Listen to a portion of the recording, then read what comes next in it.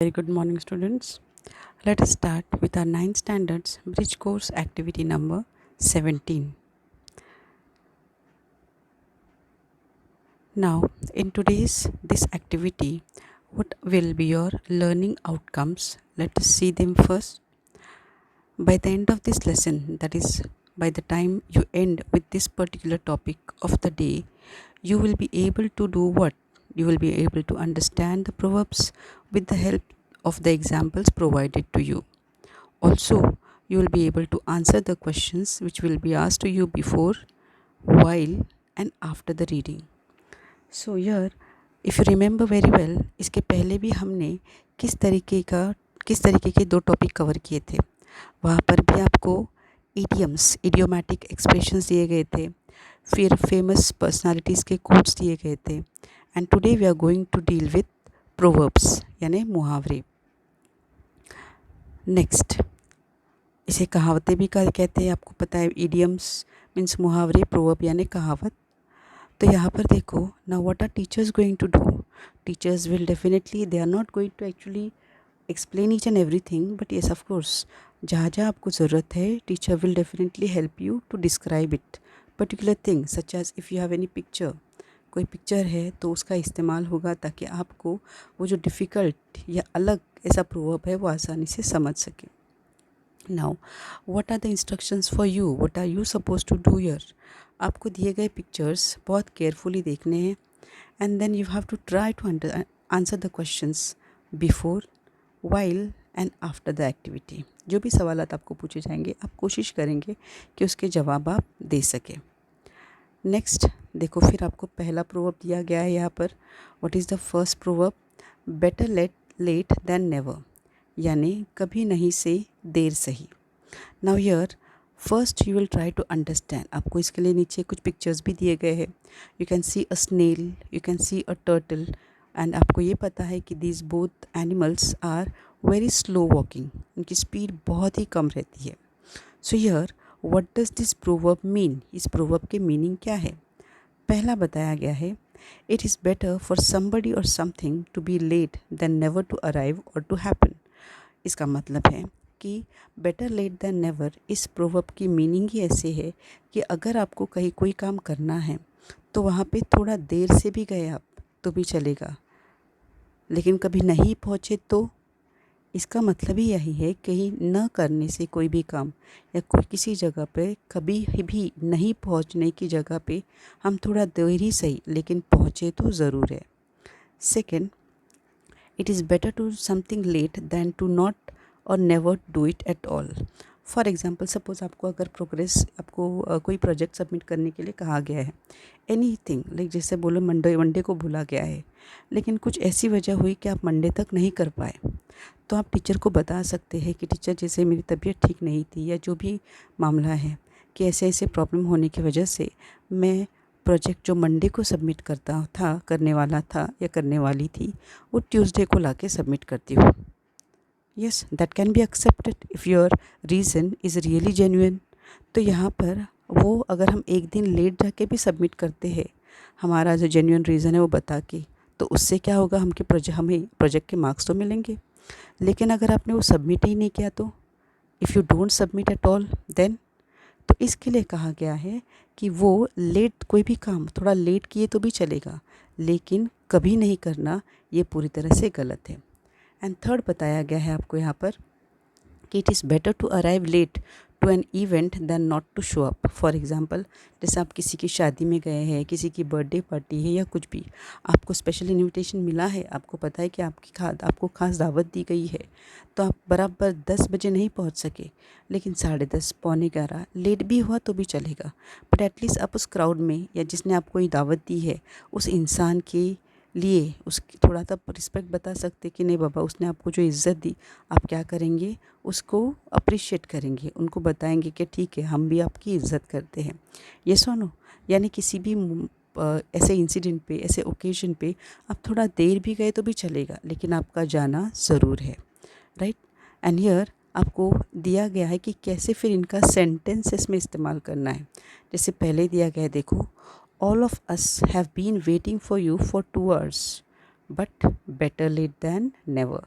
यानी यहाँ पर बताया गया है कि आपका कोई दोस्त लेट आया, आप 4-5 लोग पहले से उसका इंतज़ार कर रहे थे और वो ज़रा लेट आया, वो भी कितना, 2 घंटे।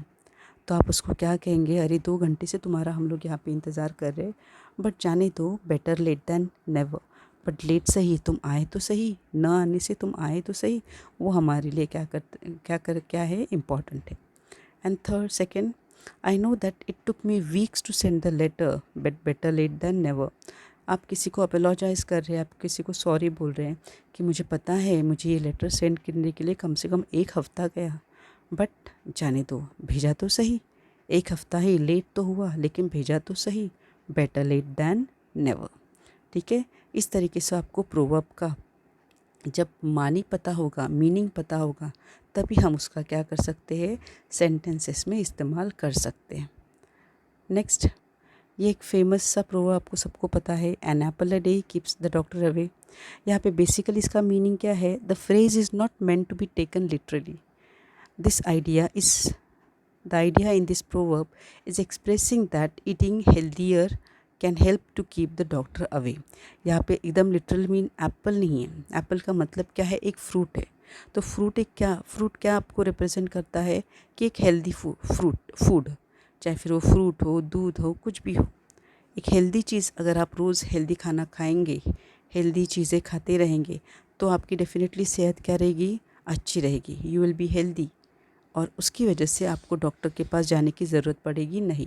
तो इस तरीके से इसका मीनिंग क्या होता है, आपका हेल्दी खाना आपको डॉक्टर के पास जाने से बचाएगा, या फिर डॉक्टर को आपके पास आने से बचाएगा।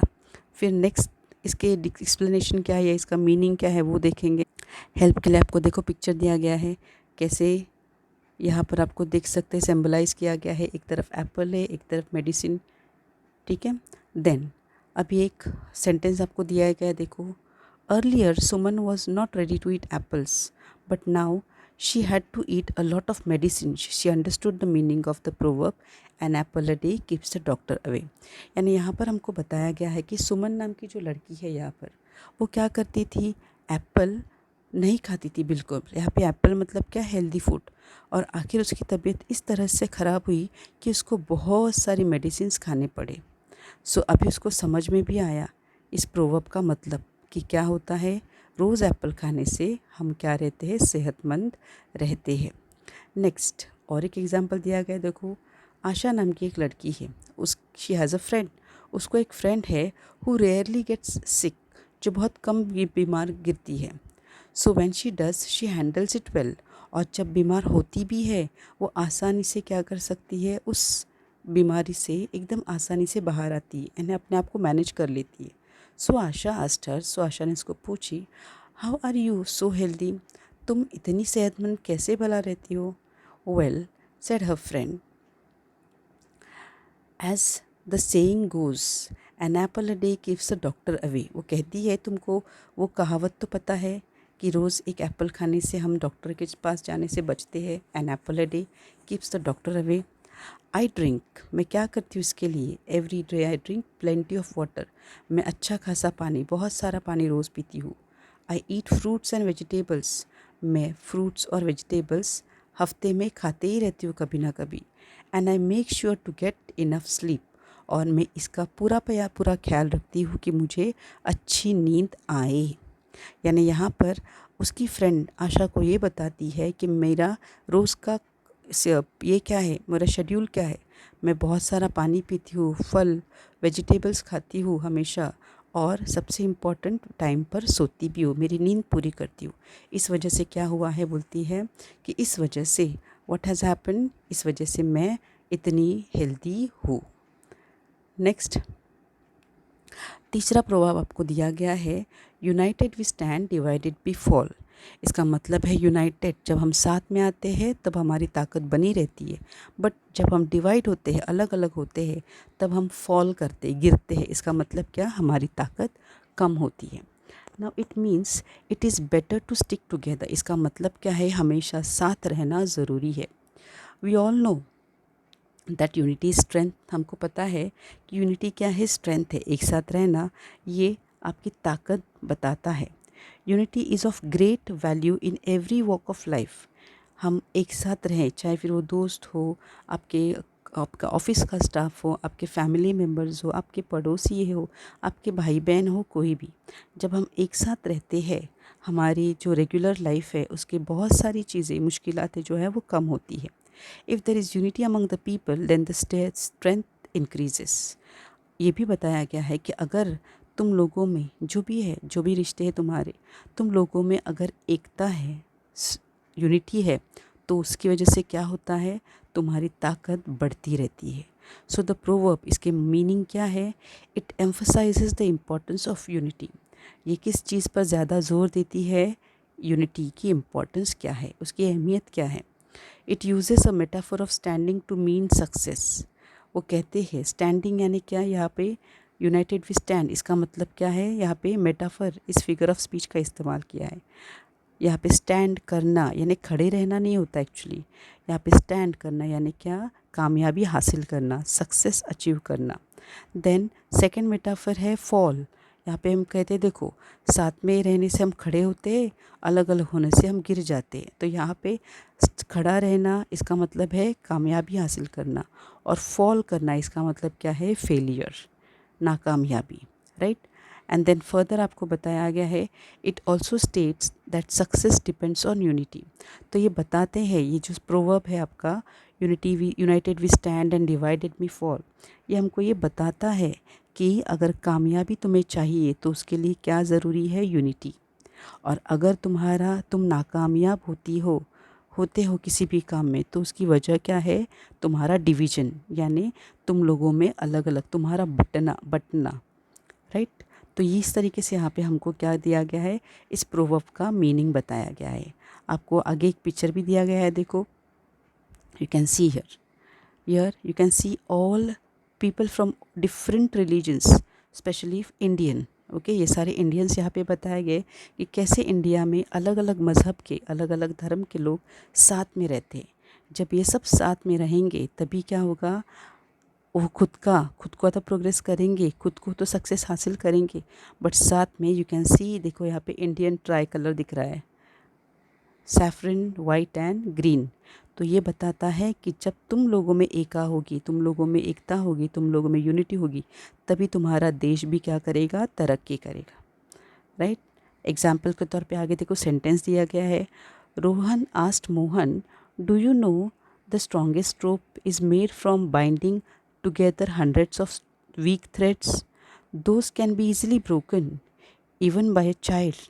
तो यहाँ पे रोहन एक बार मोहन को बताता है या पूछता है, क्या तुमको पता है, ये जो बड़े बड़े रस्सियाँ बनाते हैं, मोटे मोटे, वो जो बनाते हैं कि तो उसके अंदर जो बारीक बारीक एकदम कमज़ोर ऐसी कितनी सारी हज़ारों या 100 की तादाद में क्या किए जाते हैं, वो एकदम कमज़ोर से धागे लिए जाते हैं और उनको एक साथ क्या किया जाता है, बांधा जाता है. जबकि वो जो सिंगल धागे हैं वो इतने कमज़ोर होते हैं कि एक छोटा सा बच्चा भी उसको तोड़ सकता है. Whenever I see a rope, I remember this phrase, united we stand, divided we fall.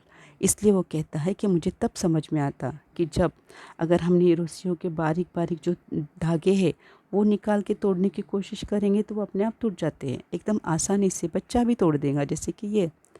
लेकिन जब वो साथ में एक बड़ा सा मजबूत सा रोप बनाते हैं, तब पता चलता है कि उनकी ताकत कितनी अजीम है, कितनी बड़ी है. नेक्स्ट एग्जाम्पल और एक दिया गया है, देखो, a group of wild dogs is known to have overpowered even a tiger because of their unity. It is true that united we stand, divided we fall.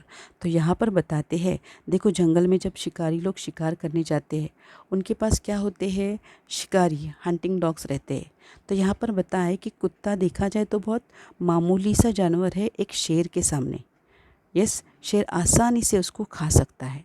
लेकिन जब ये जंगली कुत्ते बोलो या ये शिकारी कुत्ते ग्रुप में आते हैं, तब वो ग्रुप पूरा उस अकेले शेर को क्या कर सकता है, भारी पड़ सकता है. वो उनको उसको ओवर पावर करता है. तो इसके मानी ही क्या है, united we stand and divided we fall. Then next proverb आपको दिया गया है, two wrongs don't make a right. दो गलत चीज़ें एक साथ आने से वो कभी भी सही चीज़ नहीं बनते. मतलब कोई लोग बोलते हैं ना कि झूठ बोलना झूठ, तो दो लोग झूठ बोलेंगे तो भी झूठ का कभी सच होता नहीं। तो यहाँ पे मीनिंग क्या है देखो, कि यहाँ पे ये एम्फसाइज करता है, किस चीज़ पे जोर देता है, that it is not acceptable to do something bad to someone just because they did something bad to you first. तो वो कहते हैं कि अगर किसी ने तुम्हारे साथ बुरा किया है, फॉर एग्ज़ाम्पल अगर किसी ने तुमको मारा है, तो तुम जाके उसको वापस मारो। इन दो बुरी चीज़ में, उसने तुमको मारा आप और तुमने उसको जाके मारा, तो इन दोनों में क्या हासिल हुआ? कुछ नहीं। ये सुनो, कुछ नहीं हासिल हुआ। कुछ सही निकला? बिल्कुल नहीं। गलती हुआ, दोनों के झगड़े बढ़े, ये सुनो। तो यहाँ पर इसके मानी क्या बताए गए हैं? To do wrong things, two wrongs don't make a right.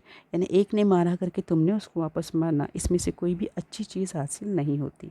तो यहाँ पे एक एग्जाम्पल दिया गया है, देखो। I know your brother hit you but don't hit back.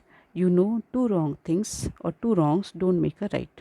तो यहाँ पर कोई किसी को सलाह दे रहा है कि पता है तुम्हारे भाई ने तुमको मारा, लेकिन तुम उसको वापस मत मारो, क्योंकि तुम भी अगर उसको वापस मारोगे तो क्या होने वाला है? उसने तुम्हारे साथ बुरा किया, तुम भी उसके साथ बुरा करेंगे। उसमें से कुछ सही हासिल होने वाला है? बिल्कुल नहीं। वन मोर एग्जाम्पल देखो, नीचे दिया है, Ramesh was very rude to Anna, so Anna was rude to Ramesh. यानी रमेश एना के साथ हमेशा बदतमीजी से बात करता था या पेश आता था, और एना भी उसके साथ वैसे ही पेश आती थी। आई अंडरस्टैंड हर, तो बोलते मुझे समझ में आता है कि एना की भी गलती नहीं है, रमेश का बर्ताव ही वैसा है। लेकिन to wrongs don't make a right, लेकिन इस तरीके से उनका रिश्ता कभी भी सही नहीं होगा। दोनों एक दूसरे की तरफ हमेशा कैसे रहेंगे? ये तो बोलते हैं ना, रूड रहेंगे, हमेशा एक दूसरे के ऊपर गुस्सा निकालते ही रहेंगे। एग्जाम्पल दिया है देखो, picture, that to wrongs don't make a right. यहाँ पे बताया है टू रॉन्ग्स एक साथ आने से एक राइट नहीं बनता। ओके, नाउ इसी से जुड़े कुछ पिक्चर्स मैं आपको रिटर्न फॉर्म में तो नहीं, लेकिन ओरली हम एक्सप्लेन करेंगे, लर्न करेंगे। Let us see them.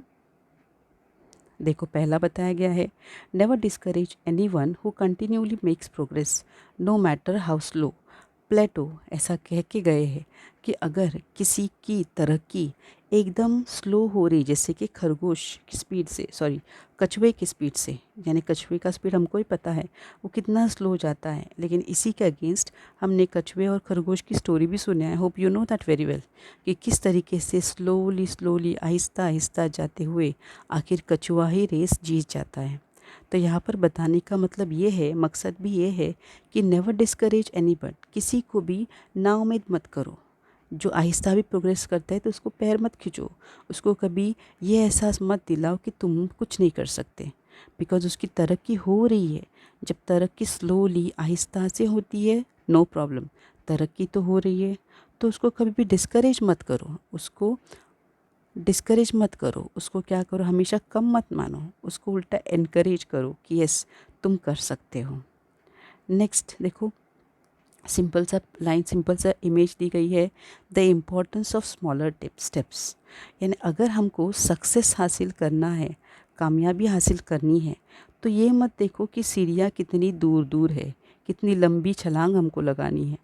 उल्टा सीढ़ियाँ जितनी नज़दीक रहेंगी उतना आपको चढ़ने में क्या होगी, आसानी होगी। यू कैन सी हियर, जितने छोटे छोटे कदम उठाएंगे उतने जल्दी ऊपर चढ़ने को होता है, और जितने बड़े कदम है उतना तुम्हारी क्या है, रुकावटें बढ़ती है। So the importance of smaller steps क्या है, छोटे छोटे कदम, यानी आहिस्ता आहिस्ता बढ़ने का इम्पैक्ट क्या है, असर क्या है, कि तुम स्लो ही सही, लेकिन जल्दी क्या करते हैं, अपनी तरक्की की तरफ कॉन्फिडेंटली पहुंचते हैं। वेरएज दूर लंबी छलांग लगाते वक्त क्या होता है, बहुत सारी मुश्किलें शायद शुरू में भी आ सकती है। नेक्स्ट, सिंपल सा इमेज दिया गया है, your follower is not always your fan.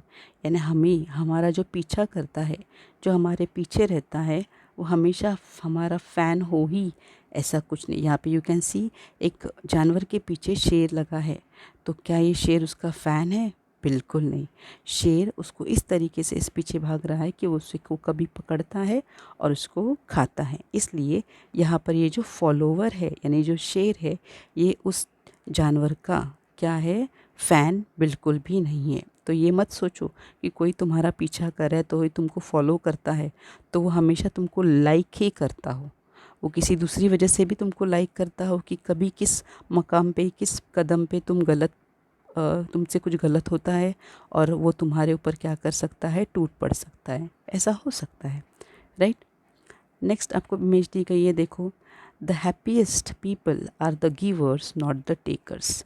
यहाँ पे एकदम सिंपल मैसेज दिया गया है ह्यूमैनिटी का कि इस दुनिया में सबसे खुश लोग कौन हैं। तो यहाँ पर बताया गया है जो गिवर्स है, जो देने वाले हैं, वो हमेशा क्या है, खुश रहते हैं, बल्कि जो लेने वाले हैं, टेकर्स जो रहते हैं, वो उनके इतने खुशकिस्मत नहीं होते। इसलिए इस दुनिया में सबसे खुश कौन है, तो वो लोग हैं जो दूसरे को देना जानते हैं, ना कि दूसरे से लेना जानते हैं। देन और एक बताया गया है, देखो यहाँ पर, not every place you fit in is where you belong. अब यहाँ पर हम देख सकते हैं ये एक गार्लिक है, लहसुन है, राइट, और उसमें ये ऑरेंज का छोटा सा टुकड़ा बैठ गया है, फिट हो गया, लेकिन हमको पता है कि ये ऑरेंज है, ऑरेंज तो ऑरेंज ही है, वो गार्लिक के साथ नहीं जाएगा।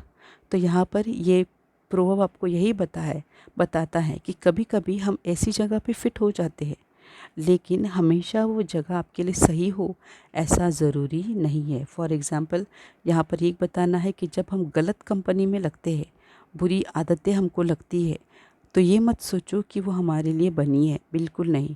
कभी कभी हमको वहाँ पर समझना है कि ये जगह हमारे लिए नहीं है। नेक्स्ट यहाँ पे 2 डिफरेंट कॉन्टेक्स्ट दिए गए और 2 डिफरेंट व्यूज़ दिए गए।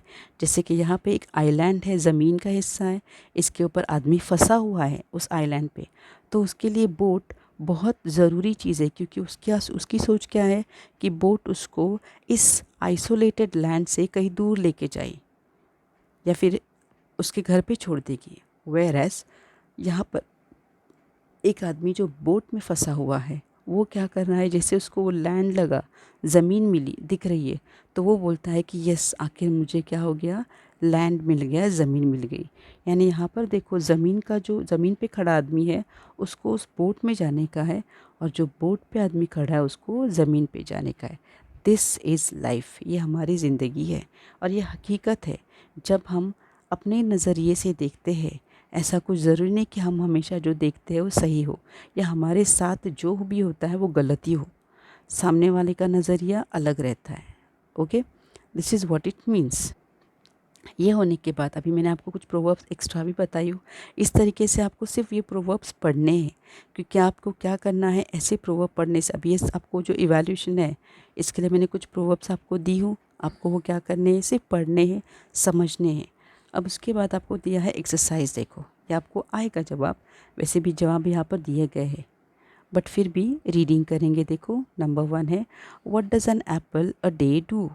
रोज़ एक एप्पल खाने से क्या है, हम जो रोज़ एक एप्पल खाते हैं वो क्या करता है, it keeps the doctor away, वो डॉक्टर को हमसे क्या करता है, दूर रखता है।